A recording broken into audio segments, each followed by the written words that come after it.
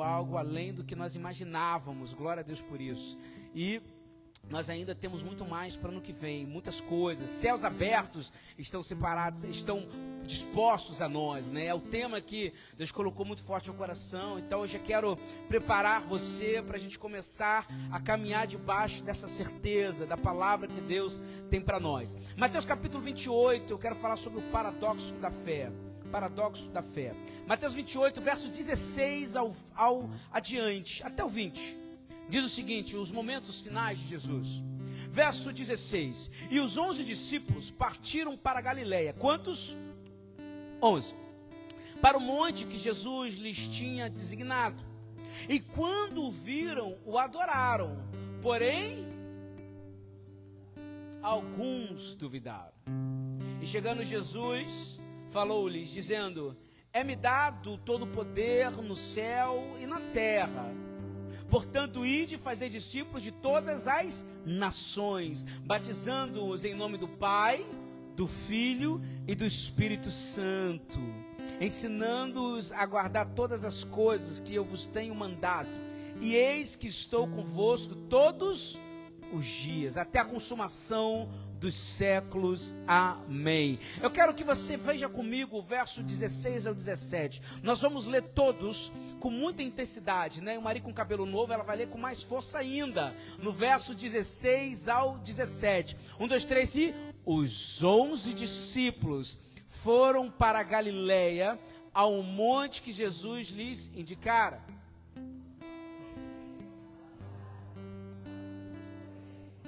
Alguns, porém, duvidaram. Cutuca a pessoa e fala assim: você duvida? Você duvida? Isso. É uma boa pergunta. Se eu falho aos nossos corações, em nome de Jesus, amém. Maravilha. Pode se sentar, queridos. O historiador adventista George Knight diz o seguinte: há alguma coisa melhor que entender Deus. Há alguma coisa melhor do que entender Deus, é acreditar nele. Essa frase é maravilhosa. E ela tem tudo a ver quando a gente fala sobre o paradoxo da fé. A verso de número 16 está dizendo que os 11 discípulos partiram para a Galileia. E quando a gente fala de fé, nós estamos falando de um Deus que nos dá essa fé. Nós estamos falando de um Deus tão grande, mas tão grande, que Ele mexe com a gente de todas as maneiras. E o verso 16 diz isso. Os 11 discípulos foram para a Galileia. E quando a gente olha para esses 11 discípulos, nós estamos falando de pessoas tão pequenas. Se nós fizéssemos uma comparação do perfil dos discípulos para os perfis dos fariseus, dos escribas, dos saduceus, nós iríamos ficar escandalizados. Podemos comparar cada um desses discípulos pelo cada um desses grupos políticos, e nós vamos ver que a idade é um dos maiores escândalos. Quando Jesus escolhe aqueles dois homens, João e Tiago, que estavam mexendo ali com a pesca, com a rede. São meninos, garotos ainda. Nunca se imaginaria que jovens como eles estariam vivendo aventuras tão incríveis junto com Deus, ou que representariam logo após os 3 anos de caminhada com Jesus, os grandes apóstolos, em que enquanto eles pregavam, multidões se convertiam, enquanto eles pregavam, multidões eram curadas, demônios eram expulsos. Ninguém imaginava que, olhando para aqueles pequenos meninos, jovens, garotos, haveria um poder tão grande na vida deles. A verdade é que a religião criou um ideal, criou uma vestimenta de um sacerdote, de um homem de Deus, de uma mulher de Deus, alguém que está em um título de liderança. Se criou uma forma de falar, criou-se uma postura. Você olha e compara um pastor na mentalidade de muitos, e é de certo que vocês vão imaginar alguém de mais idade, alguém talvez grisalho. Você nunca imaginaria talvez uma pessoa mais nova. Não é à toa que quando você chega na igreja, alguém chega, algum visitante: cadê o pastor? E vocês apontam para mim, eles olham: ele é o pastor? Não somente isso, uma vez um amigo meu estava na igreja e chegou uma pessoa no perfil a qual nós estamos mencionando, que a religião designou, e ele chegou e perguntou para esse meu amigo: pastor, onde está o pastor da igreja? E ele, meu amigo, de bermuda e com um tênis todo colorido, no estilo Ebenezer. E aí ele falou, não, eu sou pastor. Aí ele olhou de cima a baixo, nunca mais voltou. Porque na percepção que todo mundo tem da religião é que para ser um sacerdote, para ser um fariseu, para ser um líder religioso, você tem que seguir um perfil. Mas a fé é um paradoxo. E Deus tem uma mania grande de pegar pessoas pequenas e usá-las. Ele pegou um cobrador de impostos que ninguém gostava e colocou ele como um grande apóstolo. Deus pegou 2 jovens, como dito, limpando redes e colocou eles como homens admirados por nações. Pegou um homem sanguíneo como Pedro e fez com que ele pregasse para multidões. A verdade, como dito pelo historiador adventista, é que muitos tentam entender um Deus grande que usa pessoas pequenas, ao invés de crerem que nosso Deus grande gosta de usar pessoas pequenas. Há uma diferença muito grande. Eu quero compreender, pastor, por que Deus usou um gago. Não queira compreender, diga, Senhor, usa-me também. Eu quero entender por que Deus usou o fulano. Não queira compreender, não dá, porque Deus vai além do nosso entendimento. Pelo contrário, diga, Deus, já que você usou ele, me usa também. Essa percepção. Enquanto uns tentam entender, outros estão dizendo, Senhor, me usa. A minha fé é isso, me usa. Quando eu passo a crer que Deus usa pessoas pequenas, eu passo a ser usado também. Quando eu passo a entender que Deus usou tantos homens na Bíblia que eram incapazes, eu começo a dizer, Deus me usa também, mesmo em meio às minhas incapacidades. Paulo reconhece isso quando ele diz em 1 Coríntios capítulo 1, verso 27, mas Deus escolheu as coisas loucas deste mundo para confundir as sábias, e Deus escolheu as coisas fracas deste mundo para confundir as fortes. Deus usa pessoas pequenas, e sabe o que se torna mais difícil de entender? Não que Deus somente os use, mas Deus gosta de usar pessoas imperfeitas. Eu acho que essa é a parte mais incrível desse texto. O verso 17, coloca para mim, Carlão, de Mateus capítulo de número 28. Olha o verso 17, vamos ler mais uma vez, porque ele é fascinante. 1, 2, 3 e... Quando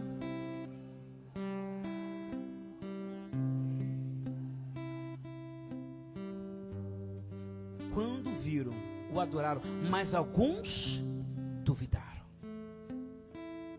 Ouça. Nós falamos isso uma vez. Se você se move no impossível, Deus torna tudo possível. Essa é a percepção que nós temos que ter diariamente. Porque nós estamos falando de fé, nós estamos falando de dar um passo, mesmo quando tudo não parece possível. Nós estamos falando de céus abertos, é saber que eu vou me mover porque os céus estão abertos sobre a minha casa, sobre a minha vida. E é interessante quando eu me deparo com esse texto, porque a Bíblia está dizendo que os discípulos que estavam ali diante de Jesus, quando viram, adoraram. Porém, alguns deles, dos 11, alguns duvidaram. Isso me deixa doido, isso explode a minha cabeça.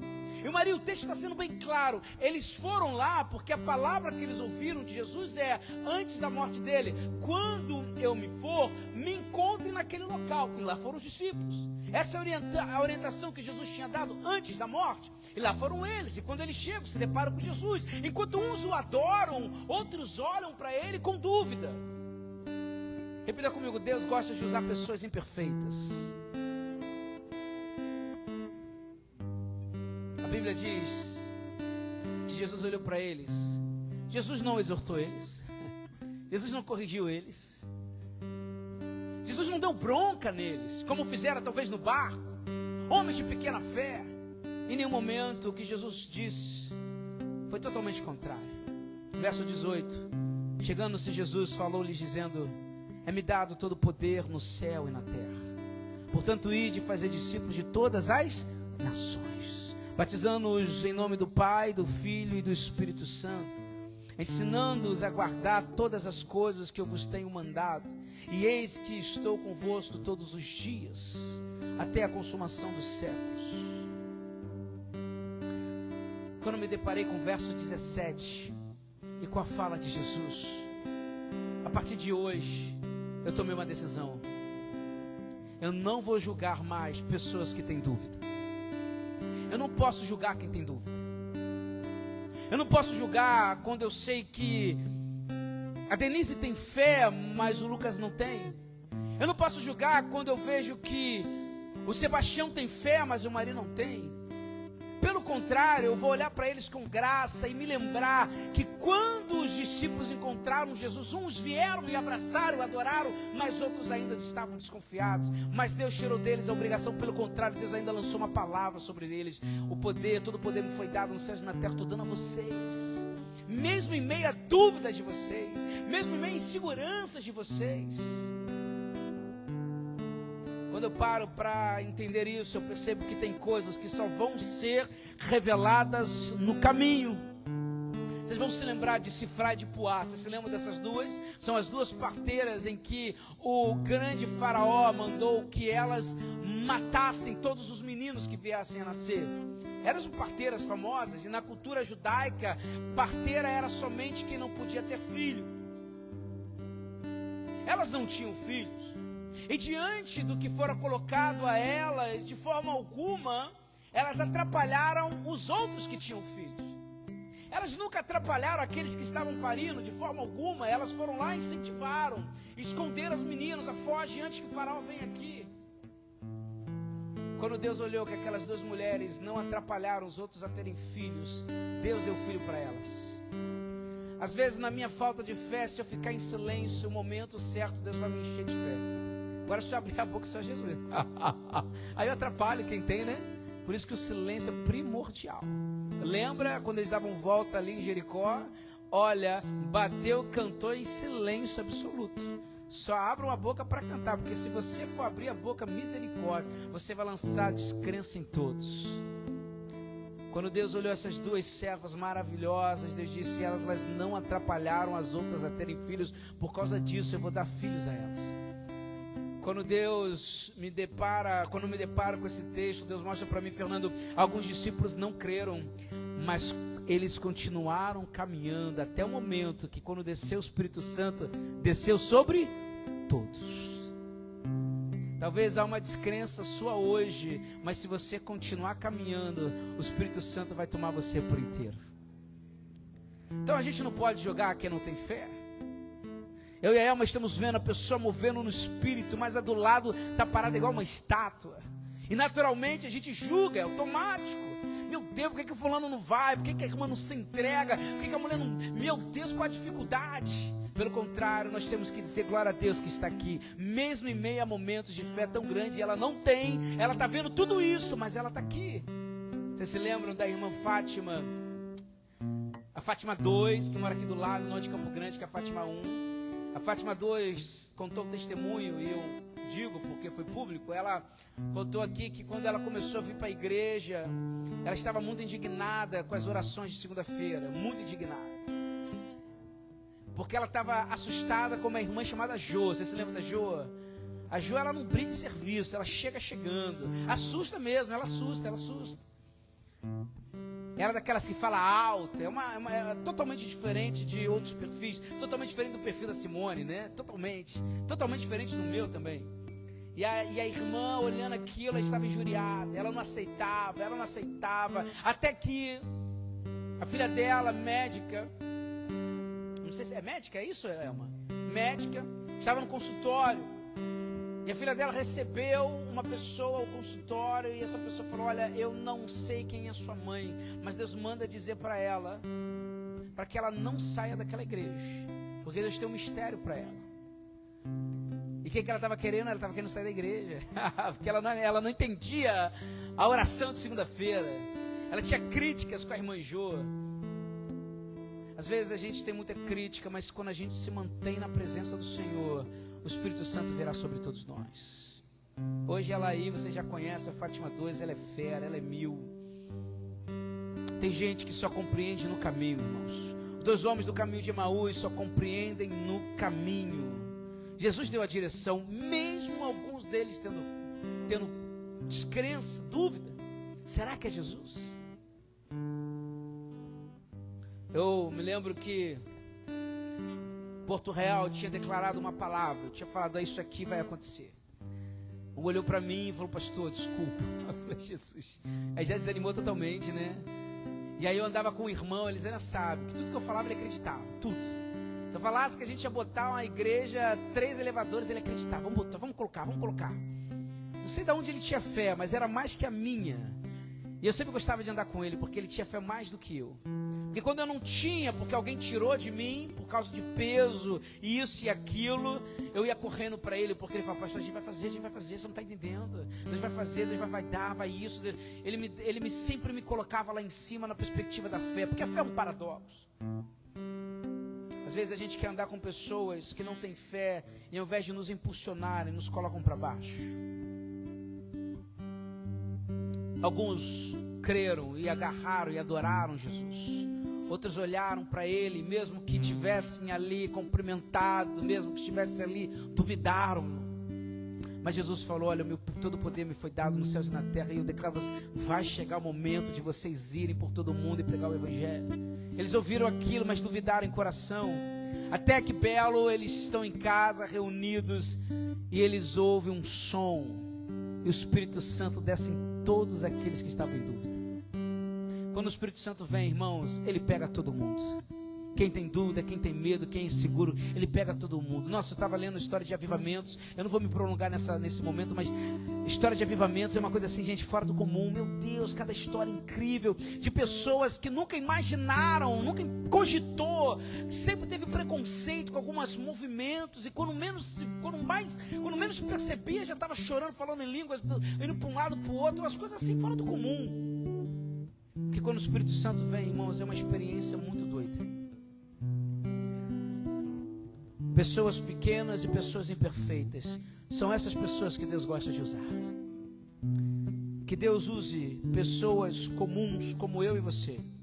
Se nós olharmos para a Bíblia e olharem os grandes personagens, nós vamos entender a frase que aquele grande homem, o pastor, adventista, historiador, George vai dizer lá no começo, como dito, há alguma coisa melhor que entender a Deus, é acreditar nele.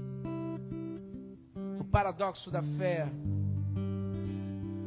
ou saímos mais confusos do que entramos, ou saímos mais usados do que nós imaginávamos.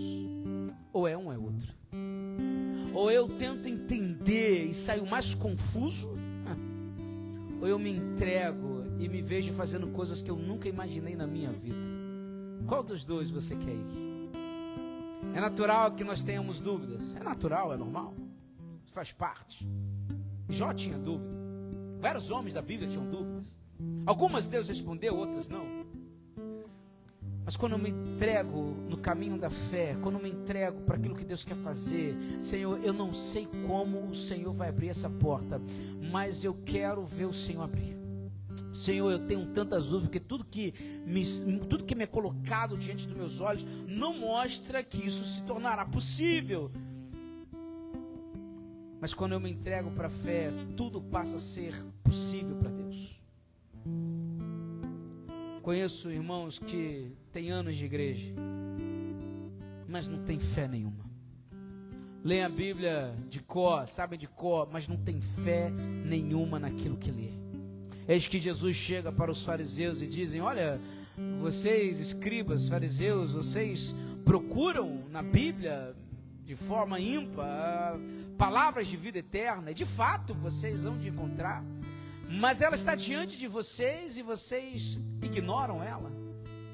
Meu maior medo é olhar para a Bíblia, ler e dizer, Senhor, eu quero te encontrar, e Deus fala assim, mas eu também quero, mas eu não consigo. Você diz com os seus lábios que você quer, mas o seu coração é totalmente contrário a isso. Que Deus possa usar pessoas comuns, como Pedro, Tiago, João, pessoas como eu e pessoas como você, para fazermos coisas em comum. Quantos imaginam se fazendo coisas em comum? Misericórdia, vou fazer mais uma vez. Quantos se imaginam fazendo coisas em comuns?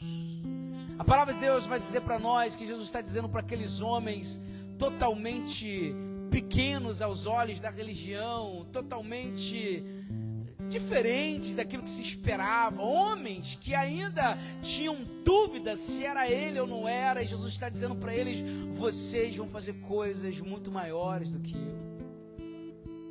E a gente olha para a gente com tantas imperfeições, tantas dúvidas, tantas incertezas. A gente até tenta mudar um pouco o nosso jeito.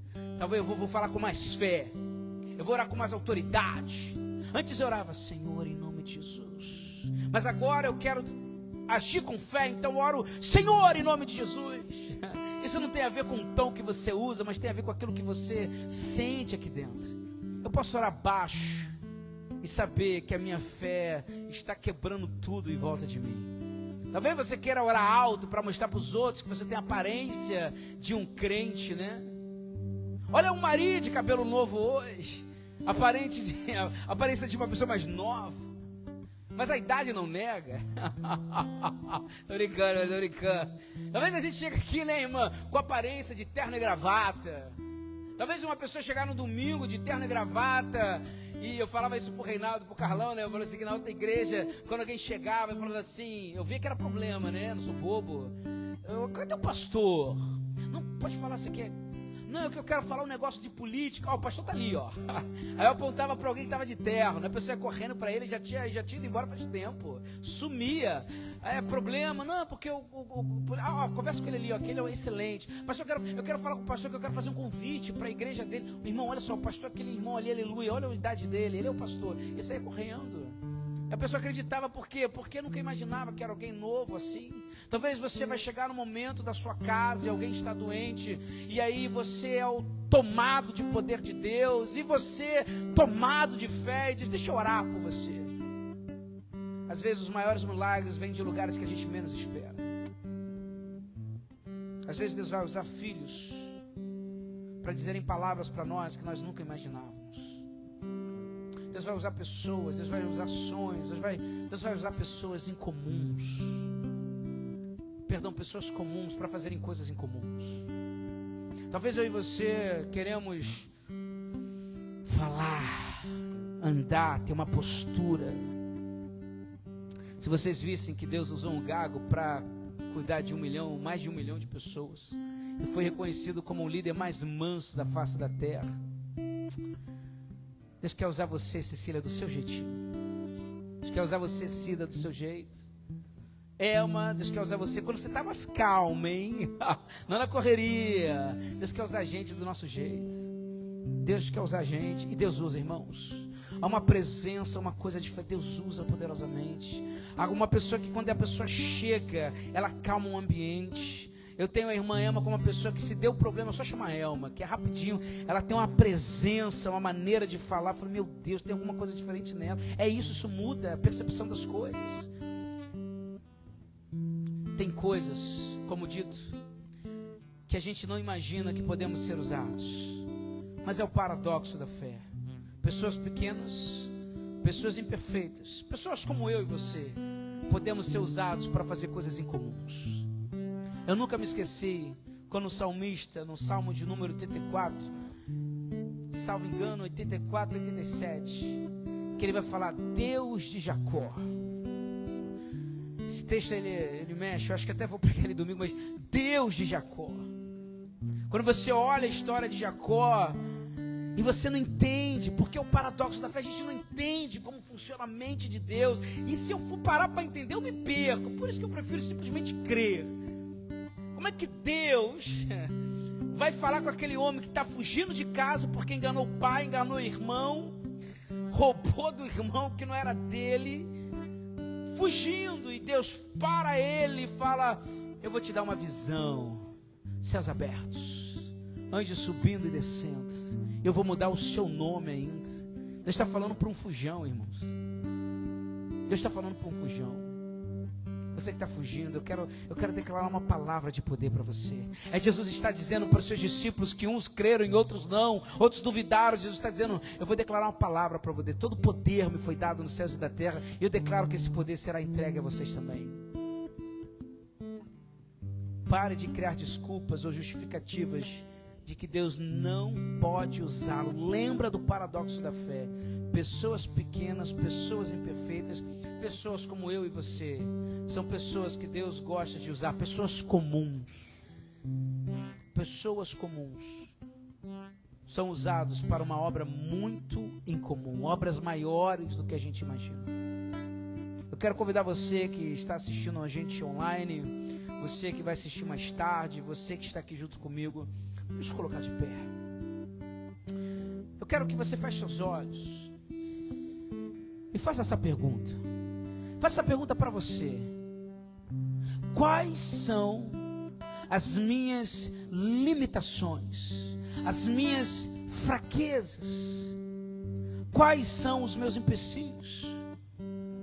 Faça essa pergunta para você nesse momento. Pastor, eu sou uma pessoa muito tímida. Eu sou uma pessoa com muito medo. Eu sou uma pessoa insegura. Eu sou uma pessoa que ainda não me sinto forte. Eu sou uma pessoa que tem tantas incertezas. Eu sou uma pessoa que tem um peso de palavras sobre o meu ombro. Eu sou uma pessoa que passo por muitas dificuldades.